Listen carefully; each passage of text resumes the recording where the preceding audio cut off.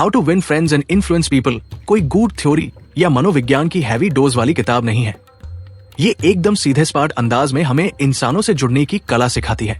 Dale Carnegie कहते हैं कि चाहे आप स्टूडेंट हो या टीचर, बिजनेस में हो या नौकरी में, शादीशुदा हो या सिंगल, एक स्किल है जो हर जगह चलती है, लोगों से सही ढंग से पेश आना। और यही स्किल सीखने के लिए है ये किताब। सबसे पहली बात जो कार्नेगी बताते हैं वो ये है कि लोगों को बदलने के लिए पहले खुद की सोच बदलनी पड़ती है। और इसका मतलब है कि अगर तुम किसी को क्रिटिसाइज करते हो, डांटते हो या नीचा दिखाते हो तो सामने वाला बदलने के बजाय रक्षात्मक हो जाता है। लोग तारीफ सुनना चाहते हैं, इज्जत चाहते हैं, समझे जाना चाहते हैं। तो पहला रूल है क्रिटिसिज्म से बचो और अप्रिसिएशन ढूंढो। कार्नेगी के मुताबिक हम सबके अंदर एक बहुत बड़ा मैं बैठा होता है। हम खुद को इंपॉर्टेंट महसूस करना चाहते हैं और जब कोई हमें वो फीलिंग देता है तो हम उसकी तरफ खींचने लगते हैं। तो अगर तुम लोगों के साथ अच्छे रिलेशन बनाना चाहते हो तो दूसरों में अच्छाई ढूंढो, उन्हें सुनो और सच्ची तारीफ करो। यहां ध्यान दो, सच्ची तारीफ, फेक या चापलूसी नहीं, वरना बात नहीं बनती। अब बात आती है सबसे बेसिक और सबसे अनदेखी गई चीज की, नाम। कार्नेगी कहते हैं कि किसी का नाम उसके लिए सबसे प्यारी आवाज होती है। अगर तुम किसी का नाम लेके बात करते हो तो वो खुद को खास समझता है। इंडिया में भी ये बात कितनी काम की है। भाई, भैया, मैडम, सर कहने से ज्यादा असर होता है जब आप किसी को उसके नाम से बुलाओ। इससे सामने वाले को लगता है कि तुमने ध्यान दिया कि वो कोई भीड़ का हिस्सा नहीं है। फिर कार्नेगी आते हैं एक बहुत प्रैक्टिकल और गहरी आदत पर, सुनना सीखो। ज्यादातर लोग बातचीत में सिर्फ जवाब देने का इंतजार करते हैं, सुनते नहीं हैं। लेकिन अगर तुम किसी को सच में सुनते हो, उसकी बातें समझते हो, तो वो इंसान खुद को तुम्हारे करीब महसूस करता है। और यही असली कनेक्शन है। इंडिया में ये तो और भी जरूरी है क्योंकि यहाँ हर कोई बोलने में एक्सपर्ट है लेकिन सुनने में पीछे रह जाता है। अब जब बात दोस्ती बनाने की है तो कार्नेगी कहते हैं बात उस चीज की करो जो सामने वाले की दिलचस्पी की हो। ये बहुत सिंपल लगती है लेकिन बहुत स्ट्रॉन्ग स्ट्रैटेजी है। हर इंसान अपने शौक, अपने बच्चे, अपने काम, अपने गोल्स के बारे में बात करना पसंद करता है। तो अगर तुम किसी से कनेक्ट होना चाहते हो तो अपने पसंदीदा टॉपिक को थोपो मत, उसकी रुचियों पर बात करो। ये अपनापन और कनेक्शन बनाता है। कार्नेगी फिर एक और जरूरी पॉइंट लाते हैं, झगड़े में जीतने की बजाय रिश्ते को बचाओ। वो कहते हैं अगर बहस में जीत भी गए लेकिन इंसान को खो दिया तो क्या मिला।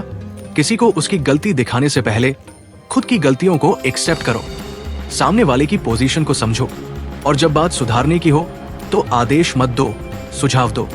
इससे सामने वाला खुला रहता है, रेसिस्ट नहीं करता।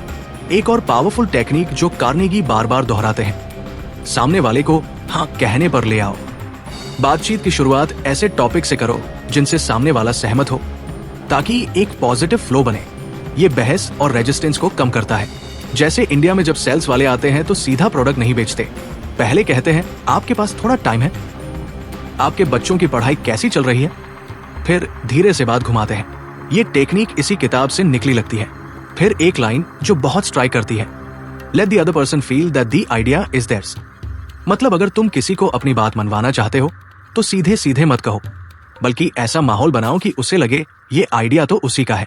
लोग अपने विचारों से ज्यादा जुड़ाव महसूस करते हैं, तो चाहे बॉस हो या क्लाइंट, फैमिली हो या फ्रेंड्स, अगर तुम उन्हें इन्वॉल्व करोगे, उनकी राय को इंपॉर्टेंस दोगे, तो कनेक्शन और कंट्रोल दोनों साथ आएगा। अब एक जरूरी बात, सामने वाले के नजरिए को समझो। डेल कार्नेगी कहते हैं कि दुनिया में हर कोई अपनी नजर से देखता है, अपने फ्रेम से सोचता है। तो अगर तुम सिर्फ अपनी बात पर अड़े रहोगे तो लोग तुम्हें इग्नोर करेंगे। लेकिन अगर तुम ये समझ पाओ कि वो इंसान क्या सोच रहा है, क्यों सोच रहा है, तो बात जल्दी बनती है। ये चीज इंडिया में तो और भी सटीक बैठती है, जहां लोग जज करने में जल्दी और समझने में देर करते हैं। कार्नेगी फिर याद दिलाते हैं, तारीफ और इंस्पिरेशन से ज्यादा ताकतवर कुछ नहीं होता। अगर आप किसी में पॉजिटेंशियल देख रहे हो तो उसे बोलो, मुझे लगता है तुम ये कर सकते हो। ये लाइन किसी को भी उसके कंफर्ट जोन से बाहर निकाल सकती है। हम सबको एक पुश चाहिए होता है, एक पॉजिटिव पुश, और जब वो पुश किसी भरोसेमंद इंसान से आता है तो उसका असर दोगुना हो जाता है। सबसे आखिरी और शायद सबसे मजबूत संदेश ये है, इंसानों से डील करो जैसे वो बन सकते हैं, ना कि जैसे वो है। यानी अगर तुम किसी को एक आलसी इंसान समझो और वैसा ट्रीट करो तो वो आलसी ही रहेगा। लेकिन अगर तुम उसे ऐसा ट्रीट करो जैसे वो जिम्मेदार और टैलेंटेड है, तो वो खुद को उसी हिसाब से ढालने लगता है। ये सच में माइंडसेट बदलने वाली बात है और रिश्तों को गहराई देने वाली भी। इस पूरी किताब में डेल कार्नेगी ने जो बातें बताई हैं, वो कोई रॉकेट साइंस नहीं है, लेकिन इतनी इफेक्टिव है कि अगर कोई इन्हें रोजमर्रा में उतार ले तो उसकी पर्सनालिटी, उसके रिलेशनशिप्स और उसका सोशल सर्कल पूरी तरह बदल सकता है। और ये बात सिर्फ प्रोफेशनल दुनिया की नहीं है, ये घर, मोहल्ला, दोस्तों, फैमिली सब जगह काम करती है।